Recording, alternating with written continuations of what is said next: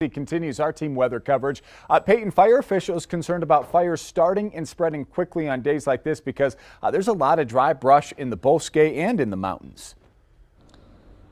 Yeah, that's right, Todd. Bernalillo Fire Rescue says that they're expecting this stretch of high wind days. They say on days with low humidity and high winds, there's a higher chance of fire, and it could be even worse because this is the driest winter season that we've seen in Albuquerque's recorded weather history. So high winds are a concern because they increase the chance of fire spreading. Embers can travel in the wind and light other things on fire even miles down the road.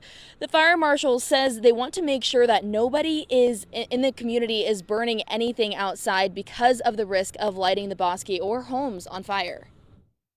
We just want to do our best to actually educate everybody going out that there's no burning right now. If you're going to go ahead and barbecue outside, take a propane grill and make sure that that you're not lighting charcoal or anything like that. It's a lot safer.